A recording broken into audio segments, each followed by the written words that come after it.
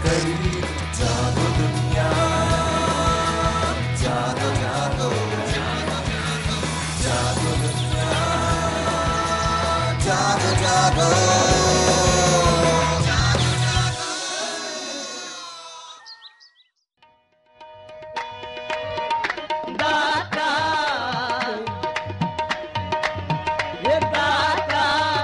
तेरा दरबार है दाता, तेरा दरबार है। हज़रत सैयद अबुल हसन अली बिन उस्मान हजवेरी अलमारूफ दाता गंज बख्श का 966वां 3 रोज़ा उर्स मुबारक आज लाहौर में शुरू हो रहा है।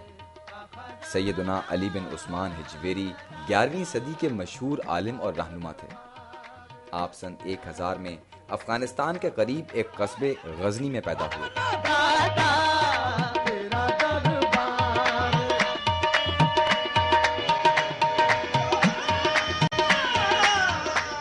खुदा की रूहानियत की तलाश में आपने बहुत से ममालिक का दौरा किया, जिनमें ईरान, इराक, शाम और तुर्किस्तान शामिल हैं। इस सफ़र के दौरान आप बहुत से सूफ़ी रहनुमाओं और आलिम दीन से मिले, जिनमें से कुछ का जिक्र एक किताब कशफुल माजूब में किया गया है।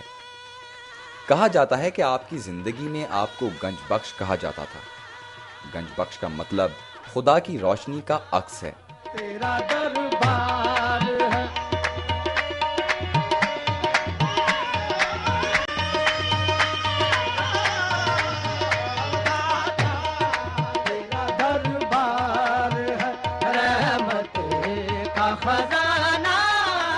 आपके विसाल के बाद आप दाता गंज बख्श के नाम से मशहूर हुए। आपके उर्स की तकरीबात हर साल सफ़रुल मुज़फ़्फ़र में मुनक्किद की जाती हैं, जिससे हज़ारों की तादाद में लोग फैज़याब होते हैं। उर्स के मौका पर मज़ार को खूबसूरती से सजाया जाता है। उर्स के दौरान दूध की सबीलें और लंगर का एहतमाम भी किया जाता है। गंज बख्श फैज़ आलम मजहर नूर खुदा नाकसा राबीर कामिल कामला रा रहनुमा। अस्सलाम वालेकुम और जागो दुनिया के साथ मैं हूं आपकी होस्ट ज़ैनब कयूम।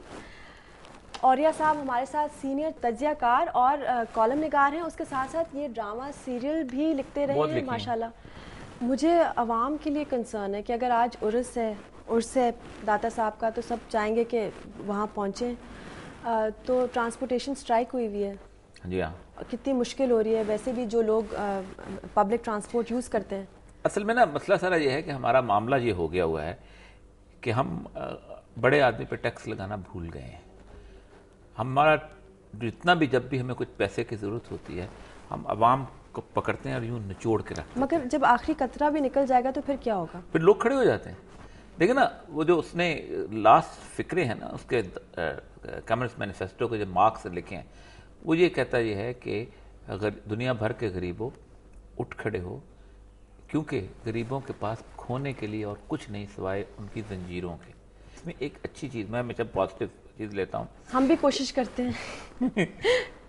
पॉजिटिव चीज़ ये है कि जब लोग अपने मुल्क की हालात के बारे में इतने कंसर्न्ड हो जाएं, बिल्कुल, तो तब्दीली ज़रूर आया करती है। ये क्यों इस तरह से पीपीपी एमक्यूएम एक दूसरे के ऊपर इल्ज़ाम लगाते हैं? जो मर्जी होता है वो कह देते हैं, उसके बाद फिर जो उनके लीडर होते हैं वो कहते हैं नहीं देखो गलत बात, फिर उसके बाद होता है कि जी नहीं अब कोई स्टेटमेंट्स ऐसी नहीं आएंगी। जो कहना होता है कराची वो का तो कह मामला दिया। बहुत गंभीर है। खो खो आपने कभी खेली थी बचपन में? जी, मैंने बड़ी खेली थी। मुझे तो अब लगता है कि ये खो खो की गेम हो रही है ना, कि अब खड़े हुए हैं और जाकर मारो धक्का और खो और बस भाग। बिल्कुल नहीं, उसमें सबसे बड़ी जुल्म जो होता है वो ये होता है कि गरीब आदमी ने सुबह 6 बजे तैयार होकर निकलना होता है। किसी ने रेडी वाले ने निकलना है, किसी ने खांचा लेकर निकलना है, कोई वैसे मजदूरी के लिए निकलता है, कोई और का। वो रेडी वाला जो है वो मर रहा है जस्ट बिकॉज कि वो एक ख़ास ज़ुबान बोलता है, या एक ख़ास हुलिया है उसका, या एक ख़ास किस्म की वो उससे एथनिक उससे ताल्लुक़ रखता है। आज का सवाल दुनिया क्या कहती है, आप लोग क्या कहते हैं? सवाल ये है कि मौजूदा सियासी महाज आराई को मद्देनज़र रखते हुए क्या पाकिस्तान की सियासी जमातें अवामी मसाइल के हल के लिए संजीदा नज़र आती हैं, हाँ या ना?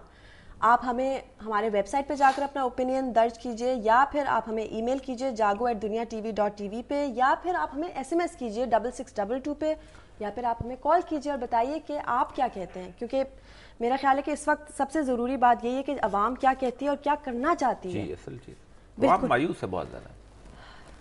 صحیح کہتا ہوں. وقت کے ساتھ ساتھ انہوں نے جو ہر ایک سے جو امیدیں وہ لگاتے ہیں نا, ان کی امیدیں بہت بری طرح ٹوٹتی ہیں. جی. اور جتنی شدت کے ساتھ امیدیں لگاتے ہیں اتنی شدت کے ساتھ ٹوٹتی ہیں. اور یہ صاحب آپ مجھے بتائیں, یہ جو اسٹرائک ہے ابھی صرف ٹرانسپورٹیشن ڈپارٹمنٹ کی ہے, آہستہ آہستہ سارے جو صوبے ہیں اور ساری جو ڈپارٹمنٹس ہیں اگر وہ سب اسٹرائک پہ چلے جائیں گے تو ہم کیا کریں گے؟ اچھی بات ہے. کیا مطلب ہے؟ دیکھیں جہاں بھی تبدیلی آئی ہے نا, وہاں تبدیلی اسی اویئرنیس پہ آئی ہے. مگر آپ کو پتہ ہے کہ اگر مجھے جانا دیکھیں ہوتا, جس وقت ایک ملازم کہتا ہے نا مالک سے کہ بھائی صاحب یہ مجھ سے نہیں ہوتا, یہ سنبھال لو, تو پھر اس کے بھی کان کھڑے ہوتے ہیں کہ میری غلطی کہاں ہے. پھر وہ سوچنے لگتا ہے. جب آپ کو خود اٹھ کے صبح وہ کو کہہ دینا کہ جناب یہ جو اس طرح کے حالات ہیں, یہ جو تنخواہ آپ مجھے دیتے ہو اس کے اندر مجھے, اور آپ کو ایک دفعہ ناشتہ بنانا پڑ جائے اور چائے پکانی پڑ جائے اور آپ کی انگلیاں تھوڑی سی جلیں, ٹھیک ہے, اور اس کے بعد صبح سویرے سویرے آپ کو تیار ہونے کی جلدی بھی ہو, پھر آپ کو پتہ چلتا ہے کہ آپ نے غلطی کہاں کی ہے.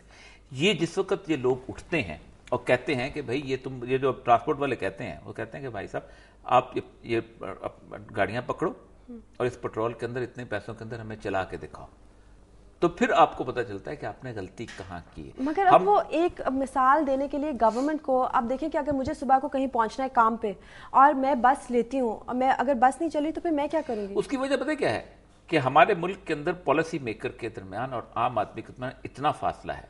میں جو پالیسی بنانے والا ہے نا, وہ بندہ جو ہے صبح اپنی گاڑی کے اندر آتا ہے, اس نے 8 بجے اس کے ڈرائیور نے سے پہلے پہنچنا ہے, 8 بجے سے پہلے پہنچنا ہے, اور اس نے اس کو صفائی بھی کرنی, بھلے وہ گاڑی میں آئے, بڑے وہ پیدل صبح 6 بجے اٹھ کے آئے, اس کو کچھ ہو, سائیکل اس کی پنکچر, اس کو کوئی مسئلہ نہیں, اس لیے کہ وہ اگر 8 بجے نہیں پہنچے گا تو اس کی نوکری گئی, اس کے بچوں کا رزق گیا. اب صورتحال یہ ہے کہ مجھے کچھ پتہ نہیں ہے, میرے کمرے کے اندر لائٹ جاتی ہے, جنریٹر چلا ہوا ہے, آن ہے, کمپیوٹر بھی آن ہے, سب کچھ آن ہے, ہیٹر بھی لگا ہوا ہے, کمفرٹیبل اپنا کوٹ اتارتے ہیں, پیچھے لٹکاتے ہیں, کمفرٹیبل صورت ہے. گرمی میں بھی سوٹ پہن کے ہم بیٹھے ہوتے ہیں اور سردیوں میں بھی ہم بغیر کوٹ کے بیٹھے ہوتے ہیں. اس کے اندر ہم بناتے ہیں پالیسیز. دنیا میں جن ملکوں کے اندر پبلک کے حساب سے لوگوں نے پالیسیز بنائیں, وہ لوگ اسی طرح ٹیوب میں سفر کرتے تھے, وہ اسی طرح بسوں میں آتے جاتے تھے. ہم وہ واحد بدقسمت ملک ہیں کہ جہاں سڑکیں چوڑی ہوتی ہیں لیکن پبلک ٹرانسپورٹ کا سسٹم نہیں بنتا. آپ کو کل کا جو پول تھا وہ بتا دوں کہ اس کا رزلٹ کیا تھا. ہمارا سوال یہ تھا کہ کیا وزیر قانون پنجاب رانا ثناء اللہ صاحب کو اپنے خلاف انکوائری کے دوران رخصت پر چلے جانا چاہیے, ہاں یا نہ؟ تو 67% لوگوں نے ہاں کہا ہے اور 33% لوگوں نے نہ کی ہے. اور یہ صاحب بہت بہت شکریہ آپ کا. اس وقت ہم جا رہے ہیں بریک پہ.